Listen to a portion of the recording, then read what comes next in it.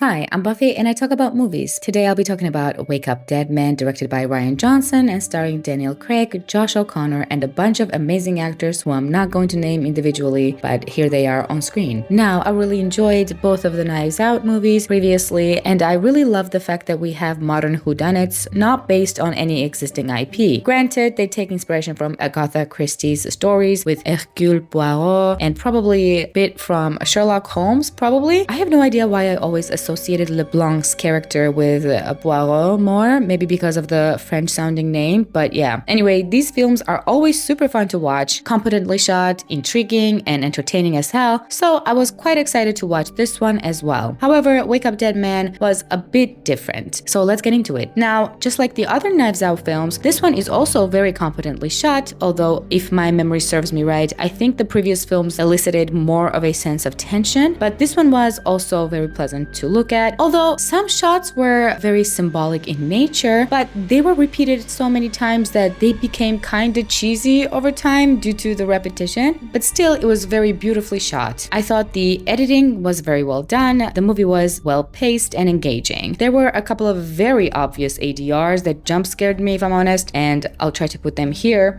Catch him and get your life back. No, very much not, no. All this Michigas is real. Yeah, the lips are not doing what the audio is suggesting they should be. By the way, I don't know why I'm like this. Why do I notice these things? Okay, why can't I just enjoy a movie like a normal person? I don't know, but it is what it is. The acting was fantastic across the board, but I'd like to pay special attention to Josh O'Connor, who played the main character of this film in my opinion. Daniel Craig's Benoit LeBlanc, or however you say his name, I don't know, takes a bit of a backseat in this one, and we're more focused on Josh O'Connor's character as we dive into the mystery. I think this is the first performance I've seen by this actor, and I'm super impressed. I think it's very difficult to play earnest characters devoid of sarcasm, bitterness, and skepticism. It's very easy to come across as corny or to overact while portraying these sorts of genuinely kind and earnest characters, but Josh O'Connor did it with flying colors. He was relatable, likable, and extremely believable. He was a blast to watch, and I look forward to seeing him in more stuff. The rest of the cast is also great. These are huge names, and we expect only the best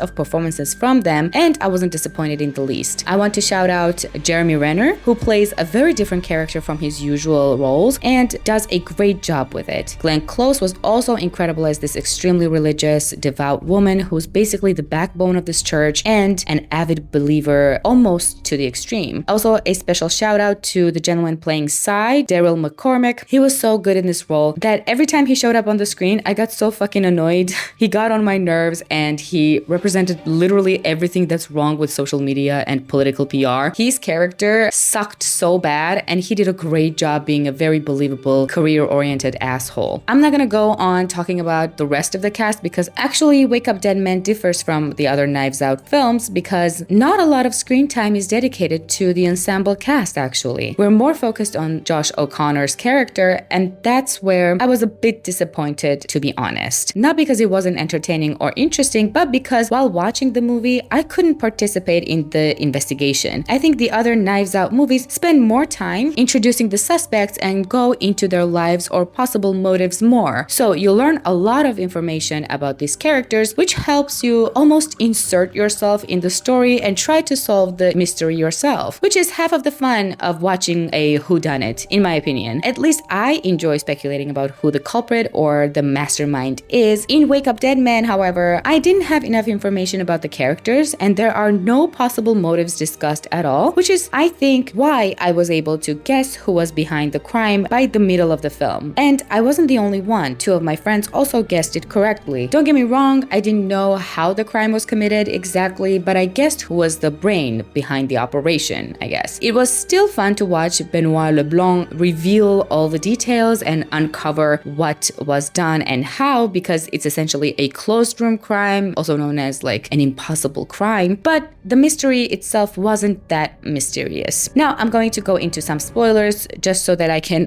talk about some of my pet peeves, if I'm honest. So here's your spoiler warning: 3, 2, 1, spoilers ahoy. Pet peeve number 1, this jewel is too big. I fucking hate when this happens in films. The character would never ever be able to swallow this huge thing without drinking like a bottle of lube beforehand, probably. It annoys me so much because this is not like a real jewel jewel. It was made by the props department, right? So just make it a believable size. Why is it so fucking big? It doesn't matter at all, but whenever I'm asked to suspend my disbelief to this extent, I just roll my eyes in my excessive annoyance. Pet peeve number 2, Kerry Washington is not a believable smoker.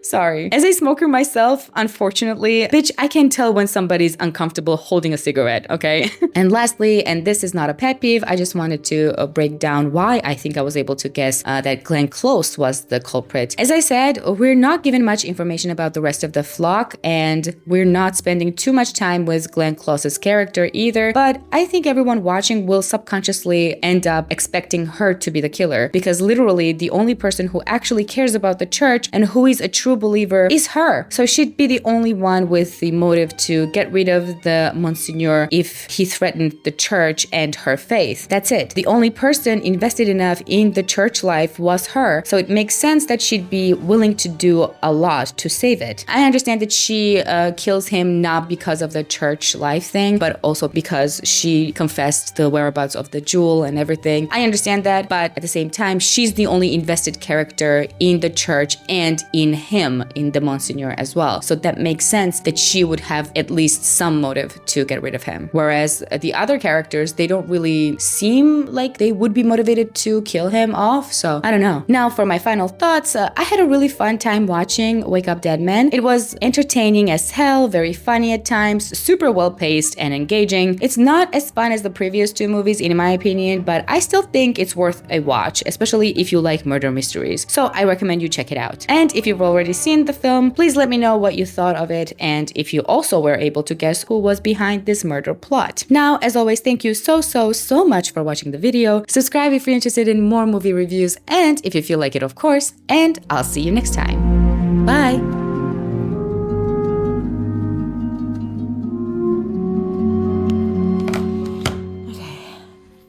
Wake up, dead man.